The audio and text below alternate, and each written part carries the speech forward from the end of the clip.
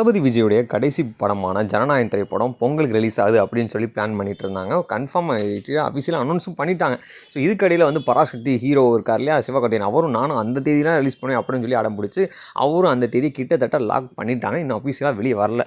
So இப்படி இருக்க எந்த நிலைமையில இவங்க 2 படம் தான் வரப்போகுது அப்படின்னு நினச்சிட்டு இருந்தா, 3வது ஒரு நடிகர் வந்து அந்த படத்தை வெளியிட போகிறாராம். அவர் வேறு யாரும் இல்லை, தெலுங்கு நடிகரான பிரபாஸ். அவர் வந்து தன்னுடைய ராஜா சாப் அப்படின்ற படத்தை அதே தேதி ரிலீஸ் பண்ணுறதா வந்து பிளான் பண்ணிட்டு வந்துட்டு இருக்கிறாங்களாம். இதனாலேயே வந்து பார்த்திங்கன்னா ஓவர்சீஸில் வந்துட்டு வெளிநாட்டில் இந்த மாதிரி ரிலீஸ் பண்ணும்போது வந்து பார்த்திங்க அப்படின்னா விஜயோட படமும் சிவகார்த்திகேயன் படமும் கொஞ்சம் டவுன் ஆகிறதுக்கு வாய்ப்பு இருக்குது அப்படின்ற மாதிரி சொல்கிறாங்க. படம் நல்லா இருந்தால் தான் கண்டென்ட், எந்த படமாக இருந்தாலும் கண்டென்ட் நல்லா இருந்தால் தான் அவங்க படம் கண்டிப்பாக ஓடப்போகுது. ஸோ இந்த 3 படத்தில் எந்த படம் ஹிட் கொடுக்க போகுது அப்படின்னு சொல்லி ரசிகர் மன்றத்தில் மிகப்பெரிய ஒரு எதிர்பார்ப்பு வந்திருக்கு. வெயிட் பண்ணி பார்க்கலாம். பிரபாஸ் ஒரு பக்கம் ஹிட் கொடுக்க போகிறாரா, இல்லை ஜனநாயகன் படத்தை கடைசியாக ஒரு பிளாக் பஸ்டர் ஹிட் கொடுத்துட்டு விஜய் தன்னோட சினிமா கெரியர் முடிக்க போகிறாரா அப்படின்னு சொல்லி வெயிட் பண்ணி பார்க்கலாம். இந்த வீடியோ பிடிச்சா லைக் பண்ணுங்கள், ஷேர் பண்ணுங்கள், மறக்காமல் சேனலுக்கு சப்ஸ்கிரைப் பண்ணுங்கள். நன்றி, வணக்கம்.